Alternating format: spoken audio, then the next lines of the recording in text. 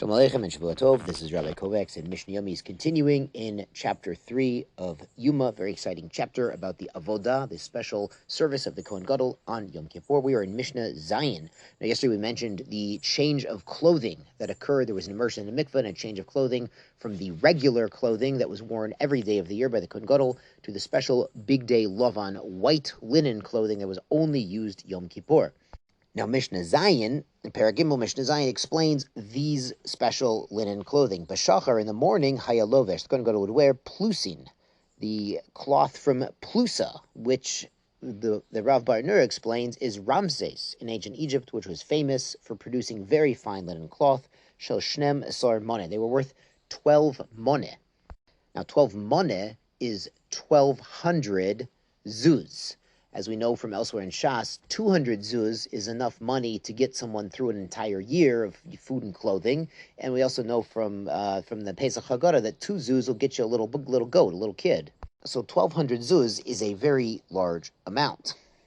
Now the Mishnah goes on explaining there was a separate set used in the afternoon service. Bein Arbaim, in the afternoon time, the big day Lavan were changed. They were Hinduvin, they were from Hindustan, as we'd call it, Shel Shmone Meot Zuz, and they were worth 800 zuz. They were also linen. They're slightly less fancy, Divrei Rabbi Meir, according to Rabbi Meir.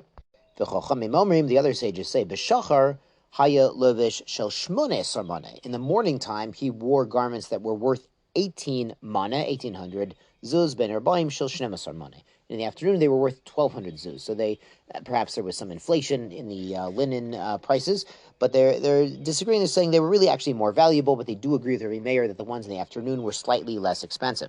The Mishnah goes on, a koshloshim maneh, the entire expenditure was 30 maneh for these 2 sets of clothing, according to the Chamim. Elu Mishal Tzibor, and they came from public funds, from the Shekalim that we learned about in the Masechet Shekalim last time.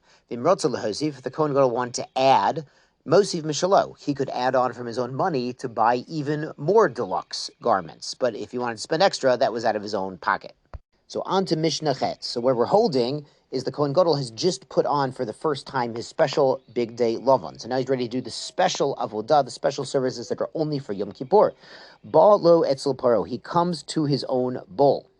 Ufaro haya omed ben ulam mizbeach, and is standing between the front chamber of the temple and the altar.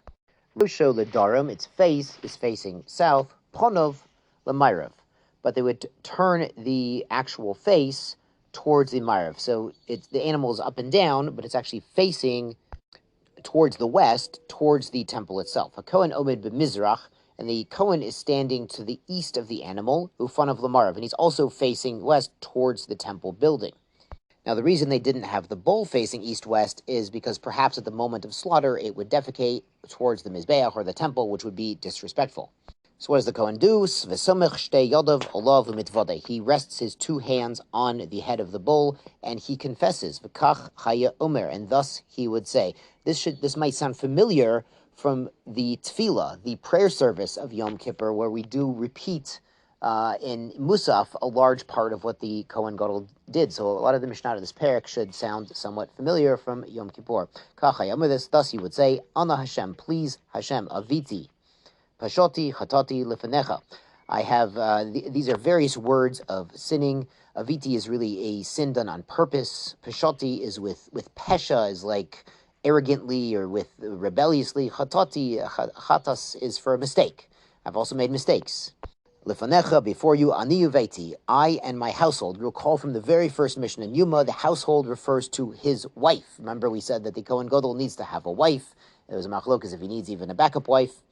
The Kohen Gadol goes on, Ana Hashem, please Hashem, kaper na, please forgive la'avonot, the peshayim, l'chatayim, all of these various types of mistakes and sins, she'aviti, she'peshoti, she'chatati levanecha, ani uveiti, for myself and my household, my wife, his whole family, kakatuv b'torat Moshe avdecha, as is written in the Torah of Moshe, your servant. Ki vayom hazeh, on this day, yachaper alechem, it will be forgiven for you, letaheretchem, to cleanse you, mikol chatotechem, from all of your mistakes, livnei Hashem titharu, before Hashem you will be purified. Vehen onin acharav, and the people who are there, who are in the courtyard, they answer after the Kohen Gadol mentions the name of Hashem, Baruch Shem Kivod Malchuto Leolam Va'ed. They don't just say, Amen. In the temple, they say Baruch Shem. Shvatov and Sei gesund.